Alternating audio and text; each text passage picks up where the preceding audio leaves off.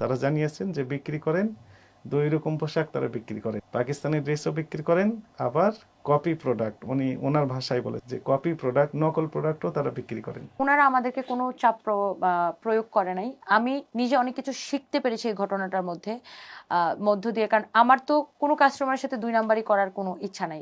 যথাযথভাবে সরবরাহ না করার অপরাধে ভোক্তা অধিকার সংরক্ষণ আইন 2009-এর 45 ধারা অনুযায়ী অভিযোগের প্রেক্ষিতে 50,000 টাকা জরিমানা আরোপ এবং আদায় করা হয়েছে। একই সাথে মিথ্যা বিজ্ঞাপন দ্বারা ক্রেতা সাধারণকে প্রতারণা করার অভিযোগে 44 ধারা অনুযায়ী 2 লক্ষ টাকা জরিমানা আরোপ এবং আদায় করা হয়েছে। স্যার, অভিযোগকারীর অভিযোগের প্রেক্ষিতে যখন অধিদপ্তর থেকে অভিযুক্ত প্রতিষ্ঠানে জিপি এর মাধ্যমে নোটিশ জারি করা হয় শুনানিতে উপস্থিত হয়ে ব্যাখ্যা দেওয়ার জন্য, এবং একই সাথে অভিযুক্ত প্রতিষ্ঠানের হোয়াটসঅ্যাপ নাম্বারটাও আমরা কালেকশন করেছিলাম এবং হোয়াটসঅ্যাপে এই নোটিশটা পাঠানো হয়েছিল, ওনারা সিনও করেছেন। এমনকি টেলিফোনে জানানো হয়েছে যে শুনানির তারিখ উপস্থিত হয়ে ব্যাখ্যা দিতে হবে, কিন্তু শুনানির দিন অভিযোগকারী উপস্থিত হলেও অভিযুক্ত প্রতিষ্ঠানের কোনো রেসপন্স পাওয়া যায়নি। তো 3 মাধ্যমে যখন আমরা নিশ্চিত করলাম যে শুনানির তারিখে উপস্থিত হতে হবে, তারা কোনো কারণে অনুপস্থিত থাকতেও পারতো, কিন্তু বিষয়টি জানাতে পারতো, সেটিও জানায়নি। এরপরে স্যার আপনার নির্দেশনা অনুযায়ী আমরা এই অভিযুক্ত প্রতিষ্ঠানের সরেজমিনে তদন্ত করার জন্য আমরা গেলাম আমাদের টিম নিয়ে, গুলশান থানা পুলিশের সহযোগিতা নিয়ে। ওখানে যাওয়ার পর আমরা যেটি দেখলাম যে 2 জন ম্যানেজার ছিলেন, একজন ম্যানেজার এবং একজন অ্যাসিস্ট্যান্ট ম্যানেজার।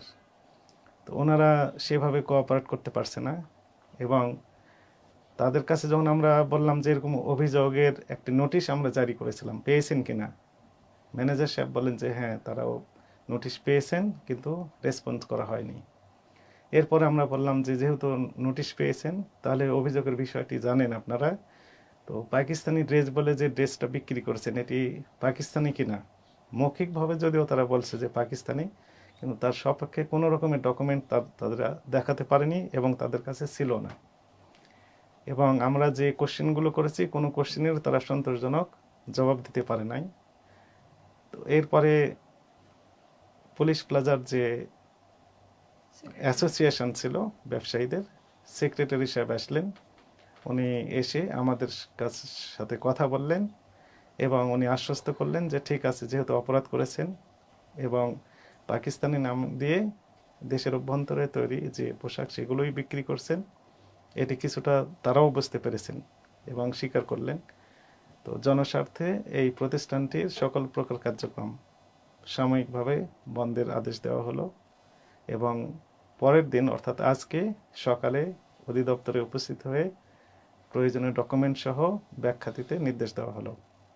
এরই প্রেক্ষিতে স্যার এই অভিযুক্ত প্রতিষ্ঠানের প্রতিনিধি নিজেই আসছেন এবং তারা যে ডকুমেন্ট নিয়ে আসছেন একটি তৃতীয় পক্ষ থেকে আউটসোর্সিংয়ের মাধ্যমে মূলত এই ড্রেসগুলো তারা ক্রয় করে থাকেন।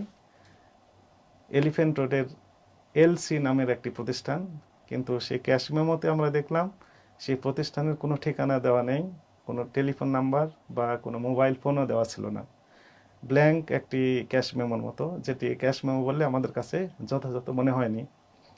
তো টেলিফোন নাম্বার যেহেতু নেই, ফলে অভিযুক্ত প্রতিষ্ঠানের যিনি আসছেন ম্যানেজার সাহেব আসছেন, ম্যানেজার সাহেবের কাছ থেকে ওই প্রতিষ্ঠানের কন্ট্যাক্ট নাম্বার আমরা নিলাম এবং সরাসরি আমরা লাউড স্পিকারে ফোন দিলাম, দিয়ে লাউড স্পিকারে শুনতে চাইলাম যে আপনি এই ড্রেসগুলো বিক্রি করেন কিনা সানভিস বাই টনি এই প্রতিষ্ঠানের কাছে। তারা জানিয়েছেন যে বিক্রি করেন, 2 রকম পোশাক তারা বিক্রি করেন, পাকিস্তানি ড্রেসও বিক্রি করেন, আবার কপি প্রোডাক্ট, উনি ওনার ভাষায় বলেছেন যে কপি প্রোডাক্ট, নকল প্রোডাক্টও তারা বিক্রি করেন।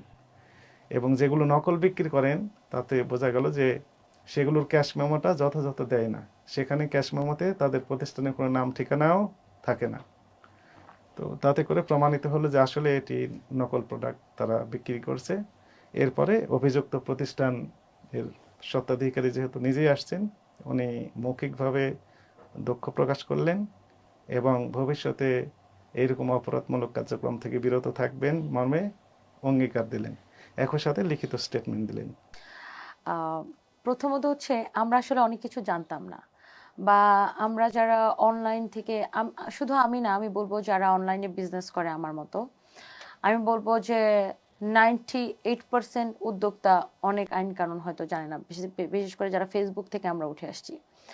তো আমরা যেহেতু অনলাইনে শুধু করি না, আমরা অনলাইন থেকে পরবর্তী সময় আমরা শোরুমে গেছি এবং কাস্টমারের চাহিদা, শোরুমে কিন্তু কাস্টমাররা এসে ফিজিক্যালি কিনে এবং আমাদের পণ্য তাদের ভালো লাগে দেখেই কিন্তু আমরা বিভিন্ন ডিস্ট্রিক্টে, বিভিন্ন জেলা এবং ঢাকার মধ্যে অনেকগুলো শোরুম আমরা দিতে পারছি। সবাই কাস্টমার এসে দেখে দেখে কিনে এবং আমরা কিন্তু সারা বাংলাদেশে ক্যাশ অন ডেলিভারি দিই। আমরা কিন্তু কোনো অ্যাডভান্স টাকা নিই না। আমাদের ডেলিভারি সিস্টেম হচ্ছে কাস্টমার প্রোডাক্ট পাওয়ার সময় দেখে ভালো লাগলে সে টাকা দিয়ে রিসিভ করে, আদারওয়াইজ সে রিটার্ন করে দেয়।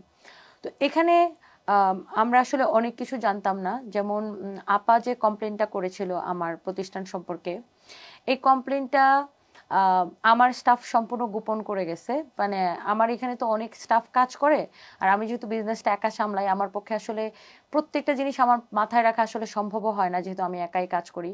তো আমার স্টাফ জিনিসটা ইগনোর করে গেছে, মানে তারা আসলে এটা গায়ে লাগায় নাই।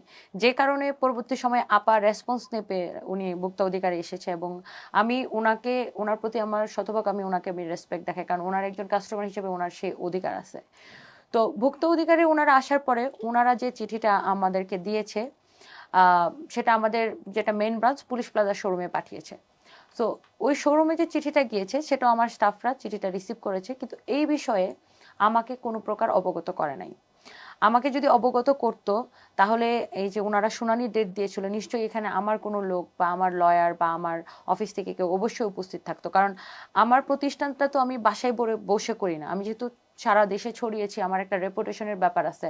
তো আমি অবশ্যই এটাকে ওনাদের অফিসে এসে এটা সমাধানের ব্যবস্থা করতাম যদি এটা আমার মাথায় যেত। তো আমার এখানে আসলে যারা সেলসম্যান কাজ করে তাদের শিক্ষা দীক্ষা বা তারা এটাকে আসলে ওইভাবে গুরুত্ব সহকারে দেখে নাই, যে ভুক্ত অধিকার থেকে চিঠি দিছে কি হবে এরকম মনে করে চিঠিটা ফেলে রাখছে এবং তারা এই বিষয়ে আমাকে কোনো অবগত করে নাই। তো গতকালকে ওনারা যখন আমাদের শোরুমে গেল তখন আমি আসলে বিষয়টি জানতে পারি এবং জানতে পেরে আমার আমার নিজের ডেফিনেটলি, আমার যেহেতু এটা মেইন ব্রাঞ্চ, আমার অনেক খারাপ লেগেছে এবং আমি তখন ছিলাম রাজশাহীতে। আর আরেকটা জিনিস আমি বলবো, ওনারা আমাদেরকে কোনো চাপ প্রয়োগ করে নাই। আমি নিজে অনেক কিছু শিখতে পেরেছি এই ঘটনাটার মধ্য দিয়ে, কারণ আমার তো কোনো কাস্টমারের সাথে দুই নাম্বারই করার কোনো ইচ্ছা নাই। কারণ আমরা বিজনেসটাকে আরো পৃথিবীর বিভিন্ন দেশে ছড়াই দিতে চাই সামভিজ বাই তনিকে।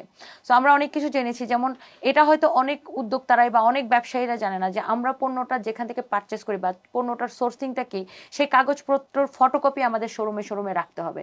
এই জিনিসটা আমরা একদমই অবগত ছিলাম না। আমরা ভাবতাম যে আমাদের হেড অফিসে রাখলেই হবে, বা বা আমরা বছর শেষে একবার হিসাব করে ওই কাগজপত্র আমরা হয়তো ফেলেও দিতাম। দেখা যেত প্রতি বছর এটা প্রতি বছর হিসাব করে আর আমরা রাখতাম, আমরা ভাবতাম এই কাগজ দিয়ে আর কি হবে। সো আমরা যে পারচেস করি, আমরা যেই দেশ থেকেই পারচেস করি বা যেখানকার, বা বাংলাদেশ থেকে বানাই বা আমরা ইন্ডিয়া থেকে আনি বা পাকিস্তানি থেকে আনি বা থাইল্যান্ড চায়না যেটা হোক, আমরা দেখা যেত বছর শেষে কাগজগুলো আমরা ফেলে দিতাম। আমরা জানতামই না যে এই কাগজগুলো আসলে শোরুমে রাখতে হবে। কখনো যদি ধরেন আমি এই শার্টটা আজকে পারচেস করছি, এটা আমার এই বছর কোনো কারণে সেল নাও হইতে পারে, এটা আমার স্টক থেকে যেতে পারে, এটা আমার আগামী বছরও সেল হইতে পারে। সো আমরা দেখা যেত কাগজগুলো আমরা ফেলে দিতাম, আমরা জানতাম না যেটা শোরুমে রাখতে হবে। এটা অনেকেই, আমি বলবো যে বেশিরভাগ বিক্রেতা এটা আমরা হয়তো জানি না। তো স্যাররা একটা সুন্দর সলিউশন করেছে এবং আমি এটার জন্য দুঃখিত। আমি এই বিষয়ে আরো অনেক বেশি সতর্ক থাকব এবং আমরা যেখান থেকে পারচেস করি পাকিস্তানি ড্রেসগুলা, জব্বার স্যার হয়েছে ওনাদেরকে কল দিয়েছিলেন এবং ওনারা হচ্ছে যে জিনিসটা ওইভাবে রেসপন্স করে নাই, মোটামুটি অ্যাভয়েডই করে গেছে। যেহেতু আমি যেহেতু এটার প্রচারটা আমি করেছি এবং এটার লাইভে যে আমি বলেছি, তো সেই ক্ষেত্রে আসলে এখানে আমি বা আমার আমার যে ক্যারিয়ার বা যারা নিয়ে আসছে, সেক্ষেত্রে তাদেরকে কাস্টমার চেনে না, কাস্টমার আমাকে চেনে। এবং আমরা এটাও জানতাম না যে আমরা যেখান থেকে সোর্সিং করব তাদের এলসির কাগজপত্র বা প্রোডাক্টটা যে ইম্পোর্ট হয়েছে সে কাগজপত্রগুলো আমাদের কাছে রাখতে হবে। সো যেহেতু আমরা এই ধরনের এক্সপিরিয়েন্সের সম্মুখীন হই নাই, সো এই এক্সপিরিয়েন্সটা হওয়াতে আমি এটাকে নেগেটিভলি নিচ্ছি না, খুব পজিটিভলি নিচ্ছি। কারণ এটা আমাদের জন্য ভালো হয়েছে, আমরা অনেক কিছু জানলাম এবং শিখলাম যে আমাদের কাছে আমাদের প্রোডাক্টের সকল ডকুমেন্টস রাখতে হবে সব শোরুমে, আমাদের এলসির কাগজগুলো রাখতে হবে, বা আমরা যেখান থেকে সোর্সিং করছি তাদের এলসির কাগজগুলো রাখতে হবে, সবকিছু রাখতে হবে।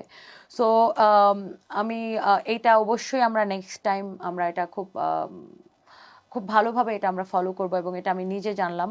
যেহেতু গতদিন তদন্ত সম্পন্ন হয়নি, আজকে অভিযুক্ত প্রতিষ্ঠান অধিদপ্তরে শুনানিতে উপস্থিত হয়ে তারা তাদের যে ডকুমেন্ট সেগুলোও দেখাতে পারে নাই এবং যেখান থেকে সোর্স করেন তাদের যে ক্যাশ মেমো সেটিও যথাযথ ছিল না।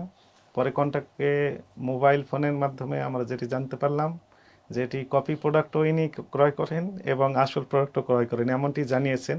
স্যার আপনার অনুমতি সাপেক্ষে এটিও আমরা একটু ভেরিফাই করে দেখব স্যার পরবর্তীতে।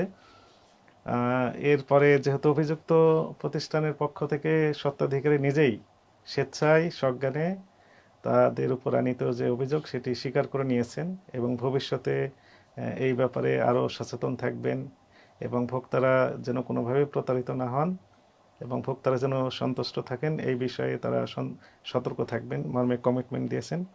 এই আলোকে যথাযথ পণ্য যথাযথভাবে সরবরাহ না করার অপরাধে ভোক্তা অধিকার সংরক্ষণ আইন 2009-এর 45 ধারা অনুযায়ী অভিযোগের প্রেক্ষিতে 50,000 টাকা জরিমানা আরোপ এবং আদায় করা হয়েছে। একই সাথে মিথ্যা বিজ্ঞাপন দ্বারা ক্রেতা সাধারণকে প্রতারণা করার অভিযোগে 44 ধারা অনুযায়ী 2 লক্ষ টাকা জরিমানা আরোপ এবং আদায় করা হয়েছে স্যার।